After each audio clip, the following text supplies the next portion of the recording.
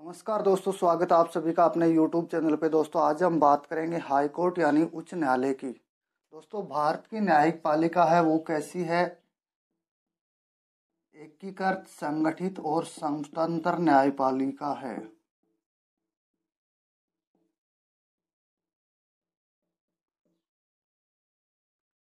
एकीकृत और संगठित और स्वतंत्र का मतलब है हमारे न्यायालय का फैसला है वो क्या होता है, स्वतंत्र होता है, किसी दबाव में नहीं दिया जाता। अब देखते हैं हाई कोर्ट की स्थापना किस प्रकार से हुई है, कितने हमारे देश में हाई कोर्ट की संख्या है, इनके बारे में विशेष फैक्ट। तो दोस्तों हाई कोर्ट का उल्लेख है वो हमारे संविधान के अनुच्छेद नंबर 214 से 231 के मध्य हुआ है।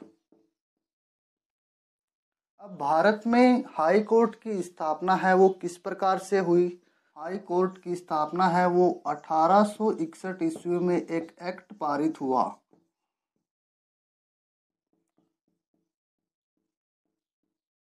उस एक्ट के तहत हाई कोर्ट की स्थापना हुई है। 1862 ईस्वी में एक साथ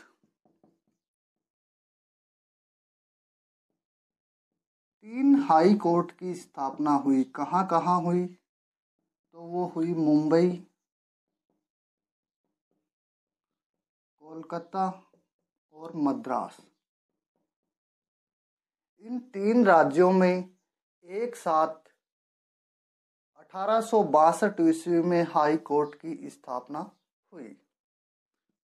हमारे देश में दिल्ली एकमात्र ऐसा केंद्र शासित प्रदेश है जिसका स्वयं का हाई कोर्ट है। उस हाई कोर्ट की स्थापना कब हुई? तो वो हुई 1966 ईस्वी में। आपको याद रखना है ये। अब देखते हैं कि वर्तमान समय में हमारे देश में कितने हाई कोर्ट हैं। तो वर्तमान समय में हाई कोर्ट की संख्या है 25। 25वें हाई कोर्ट की स्थापना कब हुई? तो वो हुई 1 जनवरी 2019 को। कहाँ हुई? आंध्र प्रदेश में।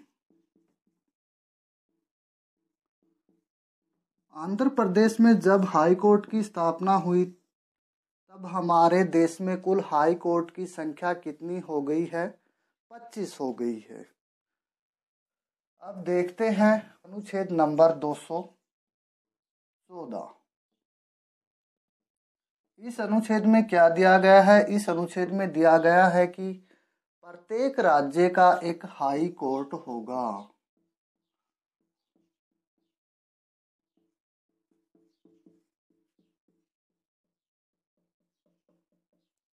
ये बात कही गई है अनुच्छेद नंबर 214 में। इसी के साथ देखते हैं अनुच्छेद नंबर 231। इस अनुच्छेद में कहा गया है कि संसद विधि बनाकर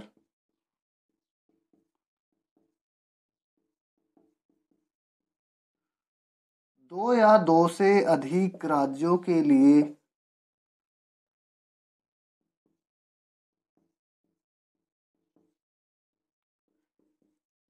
एक एचसी की स्थापना कर सकती है।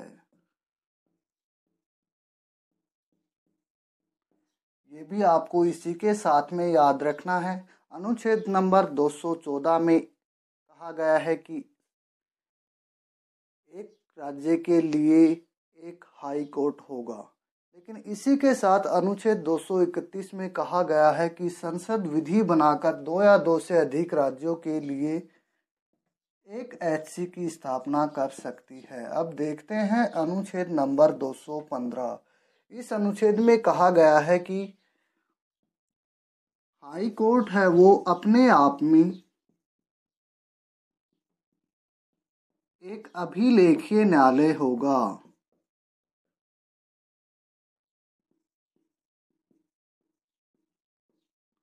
अभिलेखीय न्यायालय का मतलब है कि जो भी फैसला हाई कोर्ट देगा उसे अभिलेखों के रूप में संरक्षित रखेगा, ऐसा कहा गया है अनुच्छेद नंबर 215 में।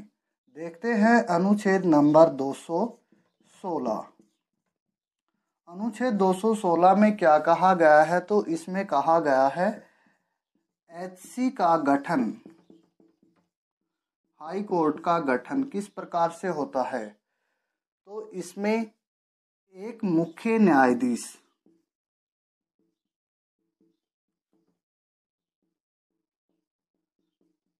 होगा और अन्य वो न्यायाधीश होंगे जो राष्ट्रपति तय करें।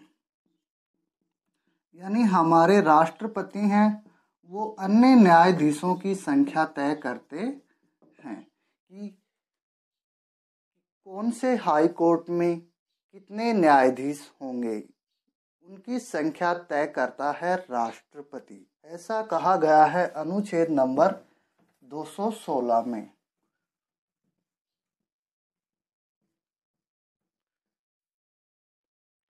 अब देखते हैं अनुच्छेद नंबर 217। इस अनुच्छेद में कहा गया है कि न्यायाधीशों की नियुक्ति एवं योग्यताएं।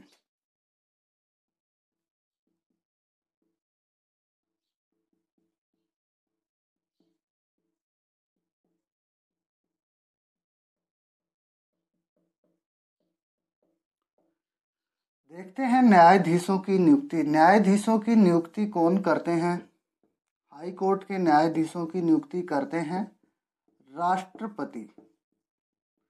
लेकिन यहाँ परामर्श लेंगे, वो परामर्श किससे लेंगे?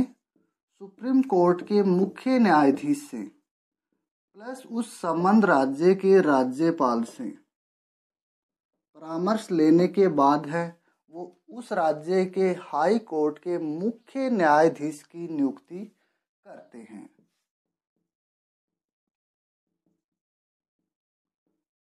अन्य न्यायाधीशों की नियुक्ति कौन करता है? तो अन्य न्यायाधीशों की नियुक्ति भी राष्ट्रपति करते हैं। लेकिन यहाँ परामर्श किससे लेंगे? तो उस राज्य के हाई कोर्ट के मुख्य न्यायाधीश से प्लस उस राज्य के राज्यपाल से परामर्श लेंगे अन्य न्यायाधीशों की नियुक्ति के संबंध में।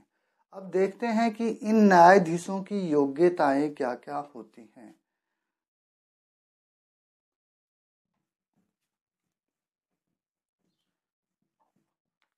योग्यता नंबर 1, वह भारत का नागरिक हो। ये पहली योग्यता है। दूसरी योग्यता क्या आती है कि वह 10 वर्ष तक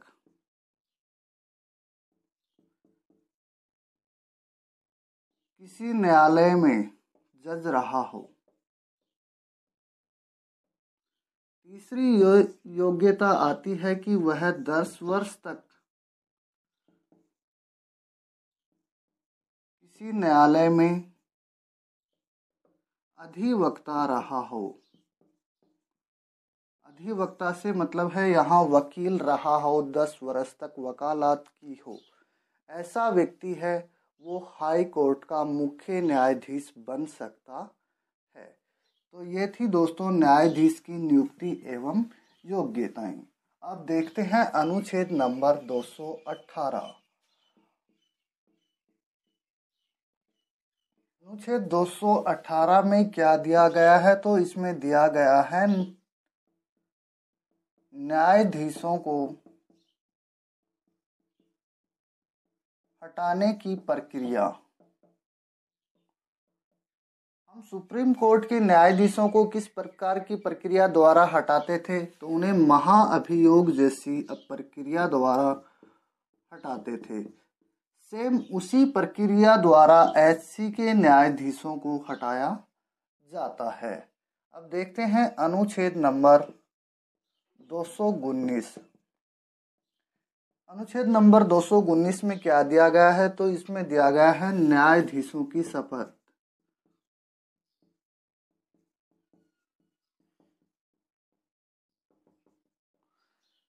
न्यायाधीशों को शपथ कौन दिलाता है? तो एससी के न्यायाधीशों को शपथ है वो राज्यपाल दिलाते हैं। शपथ का उल्लेख है वो किस अनुसूची में किया गया है, तो अनुसूची नंबर 3 में किया गया है न्यायाधीशों की शपथ का उल्लेख। देखते हैं अनुच्छेद नंबर 220। इसमें क्या दिया गया है, तो इसमें दिया गया है सेवानिवृत्ति के बाद न्यायाधीशों के विधि व्यवसाय पे प्रतिबंध।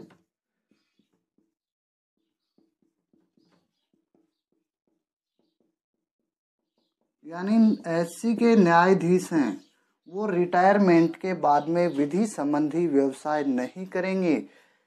यहाँ वो केवल अपनी सुप्रीम कोर्ट में सेवाएं दे सकते हैं। क्यों दे सकते हैं सुप्रीम कोर्ट में सेवाएं? क्योंकि हाई कोर्ट के न्यायाधीश की सेवा अवधि है वो 62 वर्ष तक होती है और सुप्रीम कोर्ट के न्यायाधीश की सेवा अवधि 65 वर्ष तक वो कार्यकाल कर सकते हैं। इसीलिए रिटायरमेंट के बाद में वो सुप्रीम कोर्ट में 3 साल के लिए जा सकते हैं, बाकी वो विधि व्यवसाय नहीं कर सकते, ऐसा कहा गया है अनुच्छेद नंबर 220 में। अब देखते हैं अनुच्छेद नंबर 221।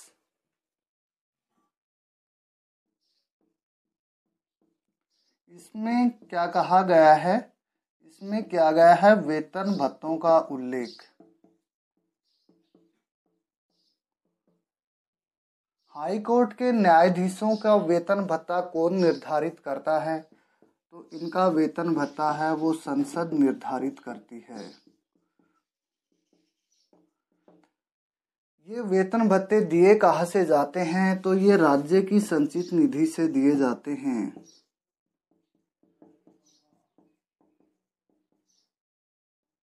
राज्य की संचित निधि से दिए जाते हैं हाई कोर्ट के न्यायाधीशों को वेतन भत्ते। लेकिन मैं यहाँ आपको विशेष पॉइंट बता दूं कि हाई कोर्ट के न्यायाधीशों की पेंशन है वो कहाँ से दी जाती है, तो ये दी जाती है भारत की संचित निधि से।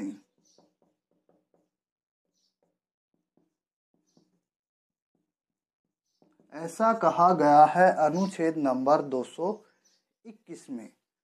तो दोस्तों ये वीडियो आपको कैसा लगा कमेंट बॉक्स में कमेंट करके ज़रूर बताएं एवं चैनल को शेयर और सब्सक्राइब